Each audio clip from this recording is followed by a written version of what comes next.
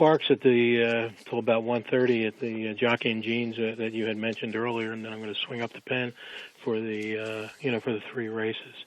And again, those races came up really, really, really tough. Well, and among them, the Danzig, and a group of 5 in here. Midtown, kind of a cute, as a son of Uptown Charlie Brown, Midtown right. Charlie Brown for Eddie Coletti. Right, absolutely. I had talked to Bob Hutt, who's the managing partner of that Uptown Charlie Brown stud, yesterday, and I said, "Well, is he ready to go?"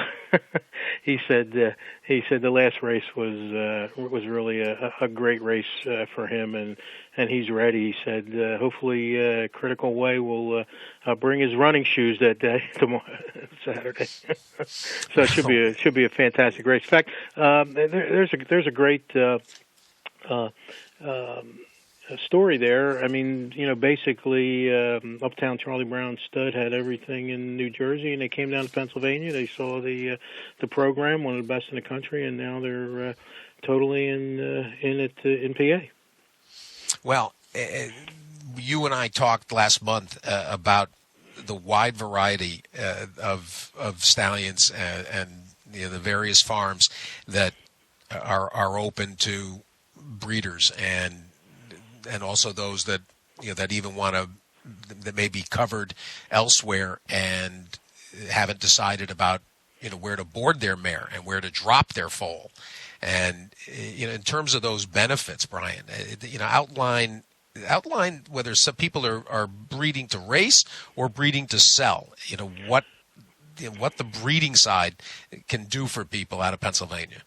Well, they're actually doing both. In fact, in that same race, you have Blackstone, who basically breeds to sell in their horse Critical Way, and then you have operations that that will race. I mean, you have Hank Notoff, who owns Bred Finest City. In fact, she's in also.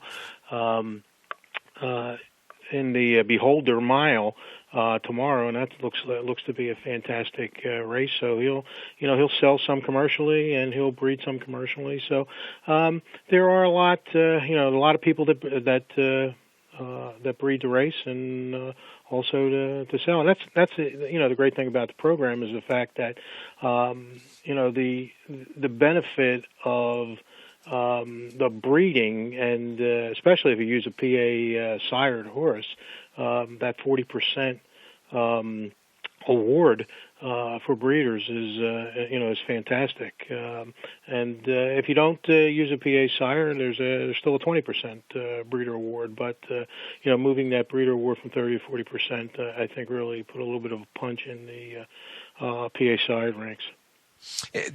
Talk about the escalations. I mean, in terms of stakes and graded stakes and some of the bonus programs that can be tied to the breeding side.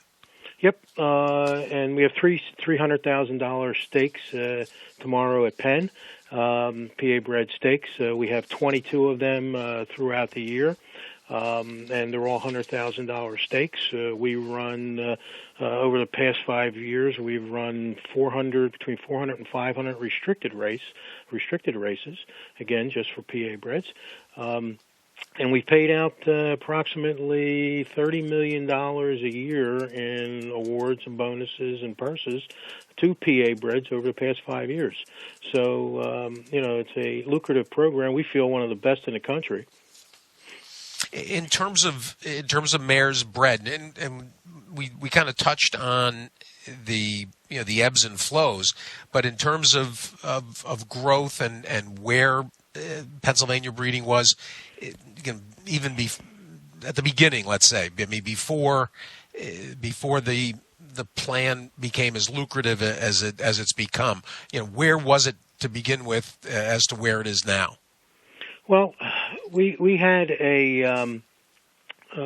when slot revenue started flowing in, we we had approximately 600 foals, registered PA-bred foals. That moved up significantly over the past, from when slots came in until about 2010 or so. And then we've had some issues as far as legislature and money is concerned. But we seem to be pretty good now as far as the money that we have to offer. It's been stable over the past 5 years. So the breeding number isn't up as much as it was in the prime, but we're hoping that with the stabilization of the fund over the past 5 years, we'll get more people, and I think we see that this year. So our numbers should start moving up. Nice. Well, just when you see the level at which the horses compete, and when you see the opportunities like you're going to see tomorrow, it gives you a reason, and it gives you things to point for. That's all you really can ask in this, and it's a way to enhance your basic approach, really, and help offset. I mean, we talk about regional programs as important to racing offices, Brian, but when it comes to the people that are paying for upkeep and covering mares and raising babies, the expenses and the sinkholes that frequently dot the landscape, to be able to get that extra layer, it means a lot. Right, exactly. I mean, exactly. In non-restricted races, regular overnight races, depending on the racetrack, you can make up to approximately 40% in an owner bonus. And the breeder award that you get is on the total purse. It's not just the regular purse. It's the purse plus the owner bonus. You add that together, and your breeder's award comes from there. So it's definitely a lucrative program, and I know I'm a small breeder myself, and it's helped out fantastically over the past few years. And I think what's also important is the fact that it's great for agriculture in Pennsylvania. It's great for open space. Absolutely. And I think that's one thing that the legislators ask all the time. If we're giving, putting this money into horse racing, we want to make sure that the agriculture community continues to grow, and that's what it's doing. So. Well, all you have to do is look up and down at the entries particularly for the three stakes tomorrow, the New Start, the Lafard, and the Danzig. But then when you look at Parks's nice card tomorrow, you see the names. And Brian, this is I think a salient point. When you see Bill Pape and Jonathan Shepard and George Strawbridge, and there's a pretty elite group of people that have been they were there before the big money, and they're happy to participate.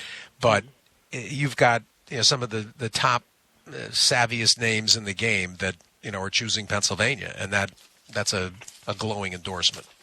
Absolutely. Jonathan has a couple of nice horses, both undefeated, one in the Danzig and one in the New Start with Downhill Racer and also Rose Tree. And that New Start stake's going to be a great race. Rose Tree Grand Prix shipping in from Santa Anita. So it really should be a fantastic racing day for the state and also for PA Breds.